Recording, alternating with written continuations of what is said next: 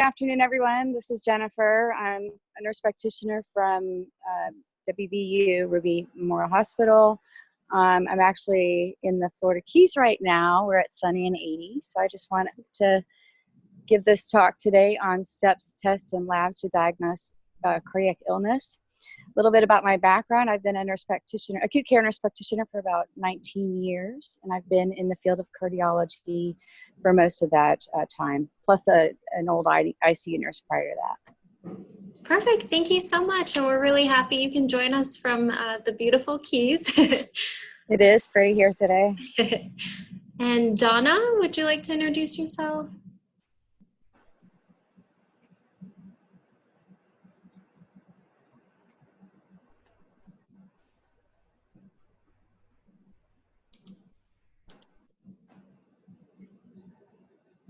Donna, are you able to hear us just okay? Or if you're having some audio issues, you can chat us on the side. And Jay, would you like to introduce yourself? Sure, this is Jay Mason with West Virginia Project Echo. I'm actually over in the HVI building, hopefully waiting for some of Jennifer's colleagues to join up here. So stay tuned. Thank you. Melinda? I am a RN that works in the clinics with chronic disease management. So I case manage patients from primary care offices. Perfect. Thank you so much. And we have an iPad BB. That's probably Brian. Yes. Hey, Jen. Hey, Mithra. How are you? Brian Brown. I'm a vendor with an interest in heart failure, and I come to WVU often. And Jen, it looks quite amazing where you are. It's awesome. It is. It's pretty here. Highly recommend. Thank you. And we got a chat from Donna, so she can hear us, but her audio isn't quite working. So Donna is a nurse with population health team at WVU Morgantown, disease management coordinator. So welcome everyone. I'm Mitra Motasham, Project Echo coordinator. And we're really excited that you can all join us. So anytime you're ready, Jennifer, I can pull up your PowerPoint if you'd like. I'm ready. Okay.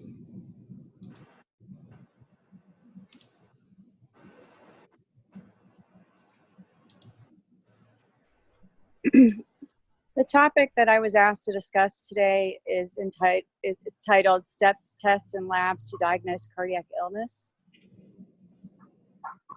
Next slide. Heart disease is any condition that affects your heart, including atherosclerotic heart disease that involves the blood vessels, such as narrowing of the arteries, arrhythmias, which is from rhythm problems, where your heart can either go too fast or too small or erratic, cardiomyopathy, which is a weak heart muscle from any source, such as blockages or prior myocardial infarction, valvular heart disease, or related to alcohol or viral-induced things. Then there's heart infections, which is, any virus can affect the heart, and then congenital defects or others. And then those are primarily things you're born with. Many forms of heart disease can be prevented or treated with healthy lifestyle choices. Coronary heart disease, according to the Center for Disease Control and Prevention, which is the CDC, it is responsible for 1 in 4 deaths in the United States each year. It's the leading cause of death in both men and women. It remains the leading cause of death in adults in developed countries and rapidly increasing cause in developing countries. Period. That's it. I feel like I'm dictating, so I always want to say period because I'm reading. Next slide.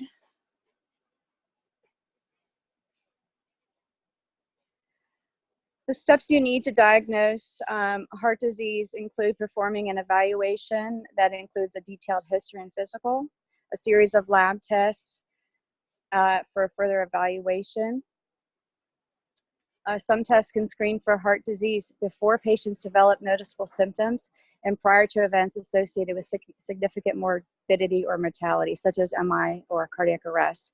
Others can lead to diagnosis and treatment.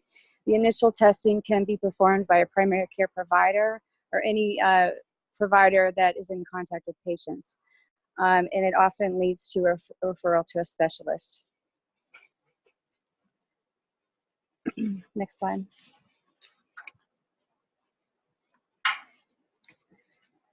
Although mortality from coronary heart disease has fallen substantially in many countries, CHD remains the leading cause of death in adults in developed countries and is rapidly increasing cause for death of adults in the developing countries. During the appointment, you will assess each patient's risk factor profile and symptoms and perform a family medical history. You should check their vital signs, including heart rate and blood pressure, and perform a detailed physical exam. After that is done, you will order blood tests and EKG, which I will go over later for further evaluation. Next slide.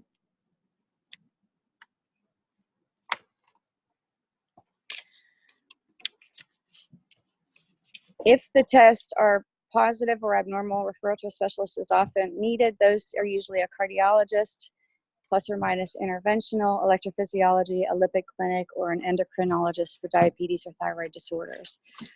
Risk factors that should be assessed are age, sex, high cholesterol, family history of heart disease, history of smoking or nicotine use, diabetes, obesity, poor diet, sedentary lifestyle, or prior chemotherapy or radiation therapy. The rationale for early detection of heart disease is that detection during subclinical stages of the disease might permit a reliable identification of subjects at increased risk of an adverse cardiac event, and that appropriate therapy such as lipid lowering or other medications might improve the prognosis of those at high risk.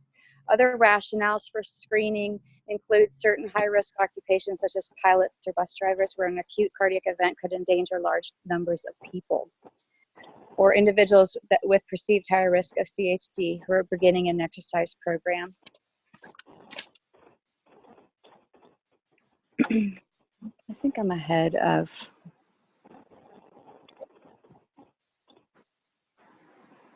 Okay, so we did that.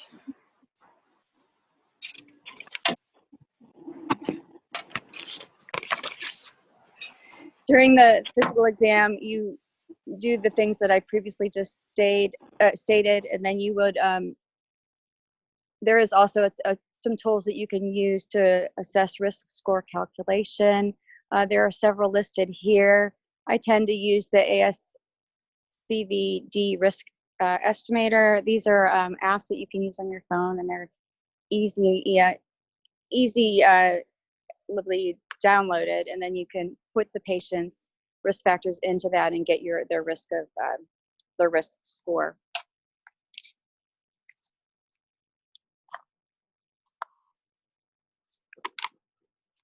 Next slide.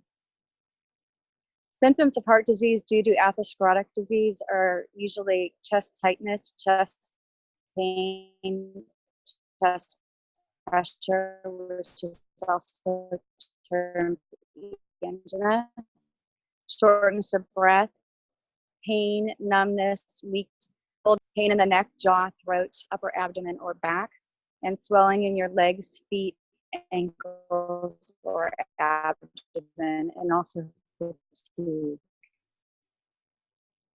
Next slide.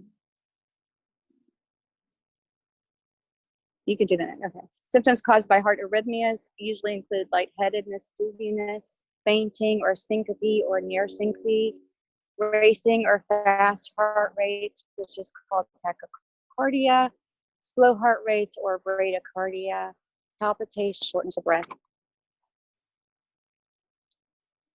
Next slide. Symptoms caused by heart defects can be pale, gray, or blue-colored skin or cyanosis, swelling in your legs, feet, ankles, or hands, abdominal swelling, generalized, or facial swelling can also be present, fatigue, shortness of breath, weight loss, syncope. And I did find this, which this talk is primarily for adults, but in an infant, shortness of breath during feeding and that can lead to poor weight gain is also a symptom of congenital heart defects.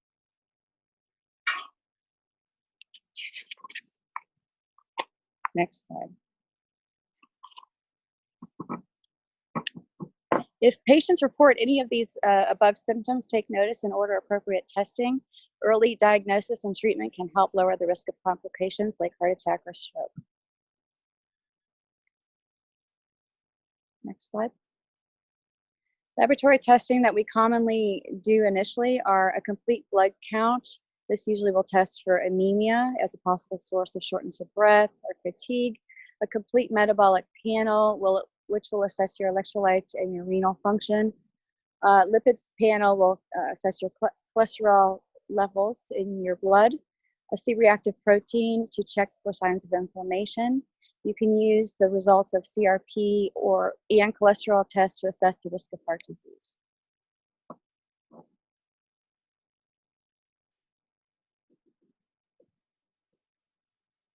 Next slide.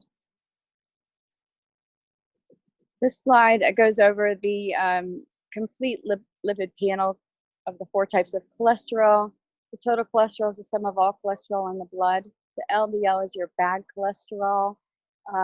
Too much of it can cause fat to build up in your arteries, which reduces blood flow. This can lead to heart attacks or strokes. In patients with risk factors, we like this level less than 70. HDL is your good cholesterol. This helps carry bad cholesterol away and clean the arteries. This level is also increased by exercise and sometimes medications. The last level is triglycerides, which is a type of fat in the blood. High levels of triglycerides are often associated with diabetes, smoking, and excessive alcohol consumption. This level is most often reflective of your diet. Next slide. There are several non-invasive tests that you can use to evaluate for heart disease. The first one is an electrocardiogram, or ECG, sometimes called EKG. It is a test that monitors and records the electrical activity in the heart. You may use this test to check for an irregular heartbeat or heart damage. The next test is an echocardiogram, which is an ultrasound study of the heart. It uses sound waves to create a picture of the heart and valve function to evaluate your heart valves and heart muscle function.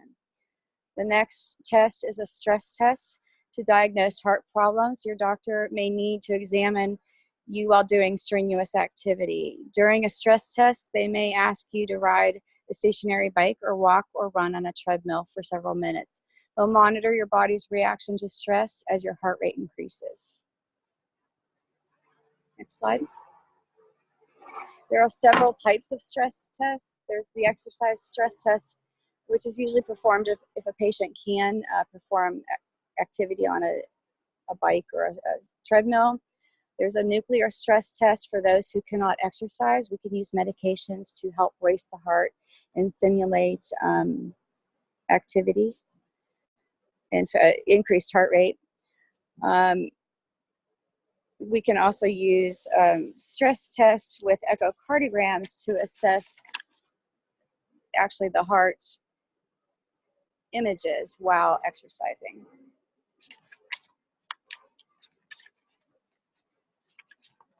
I lost my place. The last one is a cardiopulmonary exercise stress test, which measures how well your heart and lungs are working during exercise. It's a non-invasive tool that provides a comprehensive evaluation of exercise responses involving the cardiovascular, pulmonary, hematopoietic, neuropsychological, and musculoskeletal systems.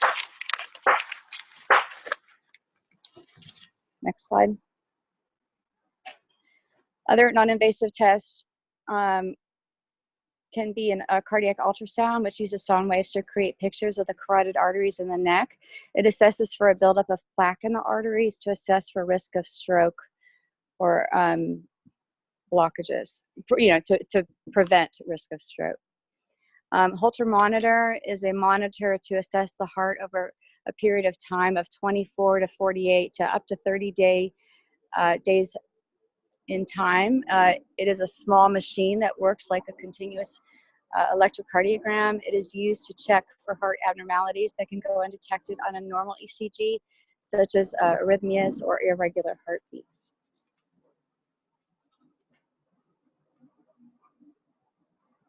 Next slide.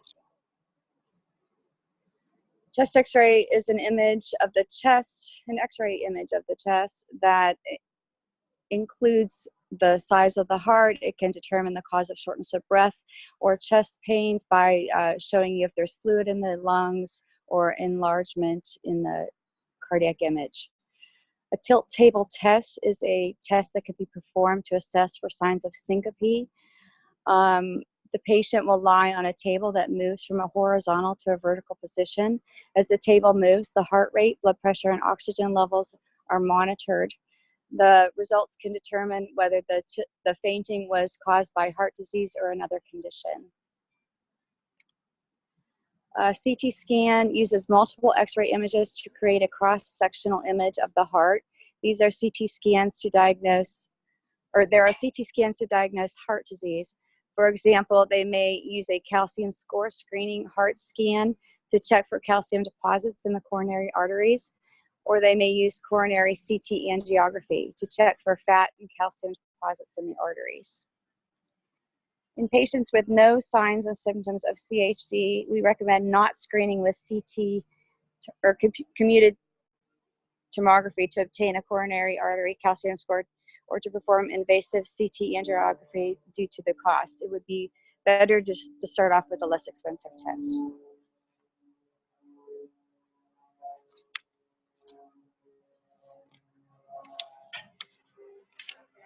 Next slide. Cardiac MRI is an MRI that uses large magnets and radio waves to create images of the inside of the body. During a heart MRI, a technique creates images of the blood vessels and heart while it is beating. After the test, the images can be used to diagnose many conditions such as heart muscle diseases or coronary artery disease.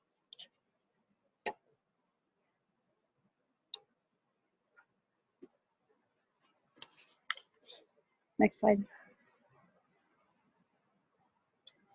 Invasive tests that can be used to diagnose heart disease are coronary angiography or cardiac catheterization. During cardiac catheterization, a physician inserts a catheter through a blood vessel in the wrist or groin to check for blood vessel problems and heart abnormalities. They'll inject a special dye into the blood that can look for narrowed or blocked arteries. It's important to assess whether the patient has a prior dye allergy prior to using this dye. Patients can be medicated prior to the dye to prevent problems in using the dye. Percutaneous interventions can be performed to open blockages and place stents during a cardiac catheterization. Next slide. Other tests that are invasive, another test that is invasive is called an electrophysiology study. It's usually for abnormal heart rhythms. An electrophysiologist doctor may conduct an electrophysiology study to determine the cause and best treatment plan. During this test, an electrode catheter is placed through a blood vessel to the heart in a similar fashion that a cardiac catheterization is done. They use this electrode to send electric signals to the heart and create a map of the electrical activity in the heart. They may also try to restore the natural heart rhythm by prescribing medications and other treatments. Next slide. We would also recommend, in addition to these testings, lifestyle changes such as tobacco cessation, eating a healthy diet with fruits and vegetables and decreased fat intake, to exercise regularly on a daily basis of a minimum of 20 minutes per day, losing excessive weight for a normal BMI, reducing stress management, and also for diabetes and hypertension management. Next slide. Medications that can be used in the treatment of heart disease include cholesterol modifying medications such as statins. Aspirin, usually 81 milligrams daily. Beta blockers, ACE inhibitors, ARBs or ARNIs, calcium channel blockers or antiarrhythmic medications, nitroglycerin tablets or ointments or long-acting forms, clopidogrel or other antiplatelet medications, medications for diabetes management and hypertension management. Next slide. Procedures that I've already gone over are angioplasty and or stent placement, coronary artery bypass grafting, and electrophysiology studies such as ablations or cardioversions. Next slide. And those are the major steps, tests, and testing that we use to assess cardiac heart disease. If you have any further questions, I would be happy to answer them. Thank you. And I did show you my current situation. Any questions? Thank you so much for that. That was wonderful. Were there any questions for Jennifer or anything about the didactic?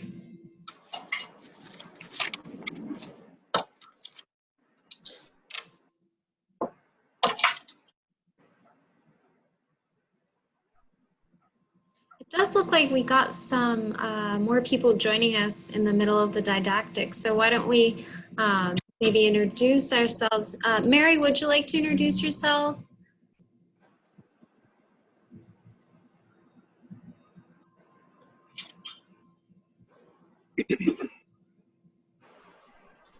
You can also chat us on the side there if your audio is not working.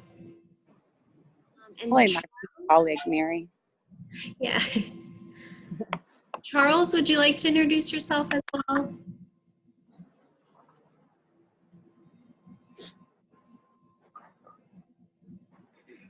Hello? Hi, sorry. Yeah, I'm Charles, physician with palliative care.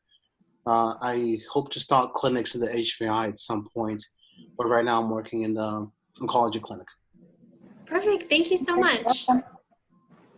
And we have a phone number ending in 6930.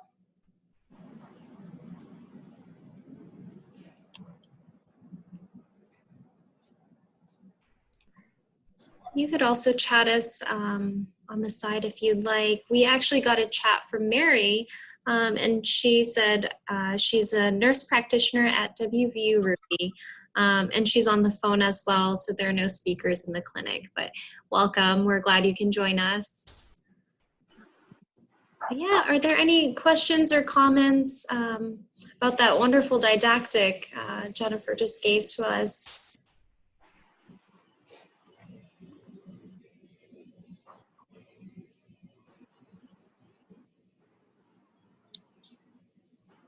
I actually have a question for you, Jennifer, if you don't mind. So if you were to see a patient who had, early symptoms of some sort of heart disease, what are some preventative measures that you would recommend to them, or, something that they could start to prevent, from escalation?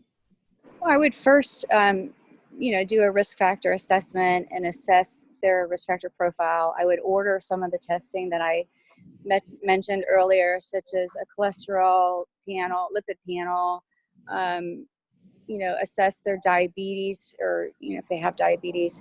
Then I would recommend, based on the initial screening testing, whether, they needed risk factor modification with first diet and exercise to control cholesterol or weight loss, increased activity, and then monitor those levels after a period of time. And if they're not at goal for their LDL, then I would recommend medications.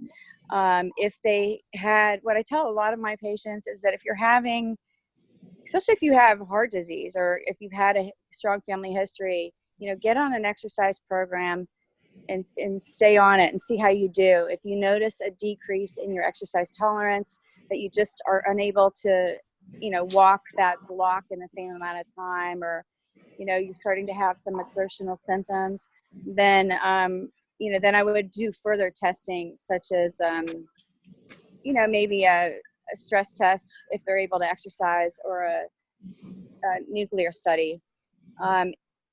If those tests are abnormal, then I would refer to a specialist in that area, which would be a just a cardiologist. Sometimes primary care physicians can also just, order the stress test, or sometimes they have cardiologists in their practices that they'll just refer to, and then do, order cardiac caths or if further testing is needed. I see. Perfect. Thank you so much. Well, if there are any other comments or questions that you think of later on for myself or Jennifer, please, email me as usual, and I can pass them along to Jennifer for you and have them addressed and back to you as soon as possible. But yeah, so I have one announcement before we part ways. So our next session is going to be on February 7th. And Dr. Sokos is going to be providing our didactic on anticoagulation and atrial fibrillation, what to use and for who. So keep an eye out for that. And I will be sending out a recap email from today's session later this afternoon. So thank you all so much for joining us. Thank you so much, Jennifer, for taking the time to do this didactic, even though you're on a beautiful place right now. So we really appreciate it. And thank you all so much. We'll see you next time. You're welcome. All right. Thank you. Take care. Thank you. Bye.